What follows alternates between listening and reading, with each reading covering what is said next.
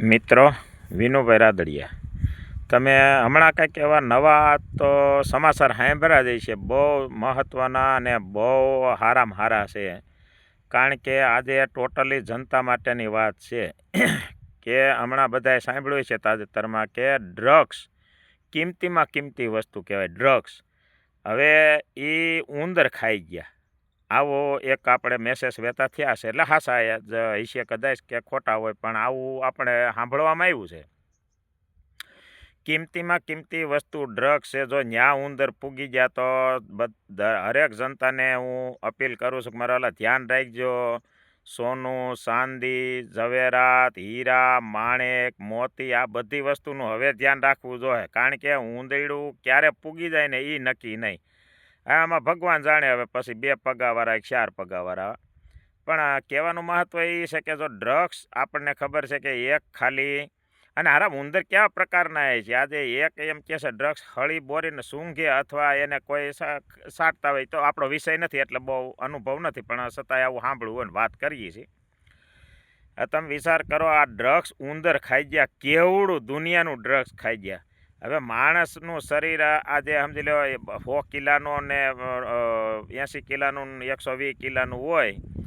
એક ખાલી હળી અડાડીને અને સૂંઘવાથી જો માણસને આવડા બધા શરીરને સડી જતો, તો ઉંદરની શું હાલત થઈ છે. હવે બોલો, કાંઈ વિચાર્યા વગેરેની કેવી વસ્તુના આ સમયમાં પબ્લિકને ઉલ્લુ બનાવે, ભોળવે કે ડ્રગ્સ ઉંદર ખાઈ ગયા. કે આ વસ્તુ બહુ આપણને સારું આ સાંભળવું તો સારું નવીન લાગ્યું કે ખરેખર તો આ હાસું તો હશે જ. મને તો એવું લાગે છે હાસું જ હશે. એટલે મને એવું થયું કે સારું આ થોડુંક હવે પ્રજાને જાગૃત થવું પડે એમ છે કે ભાઈ આપણી કિંમતી વસ્તુ, આનાથી કિંમતી વસ્તુ બીજી કોઈ હોય જ નહીં ડ્રગ્સથી. પણ હવે આપણી કિંમતી વસ્તુ કાંઈ એનું ધ્યાન રાખવું જોઈએ. મેં નામ આપ્યું છે કે ભાઈ રૂપિયા છે ને ઘરેણાં છે, હોનું છે, ચાંદી, જે દર દાગીના, હીરા, માણેક, મોતી, આ બધુંનું ધ્યાન રાખવું પડશે. હવે કઈ ઉંદરડા પૂગી જાય નક્કી નહીં. કેવા કેવા આજે આપણને સમાચાર મળે છે. માણસને પહેલાં આવું વાત કર્યા પહેલાં, આવી કદાચ મેસેજ આપ્યા પહેલાં એવું થોડુંક વિચાર્યું નહીં હોય કે સારું આ ડ્રગ્સ આટલું બધું બહુ ઝાઝું હતું, કંઈક 2000 કિલો એમ કંઈક ઉપર હતું. હવે ઉંદર ખાઈ ગયા તો આપણે એવું માનીએ કે આપણે કદાચ રૂપિયા થોડાક હોય તો આપણે હગે વગે હંઘરીને રાખીએ.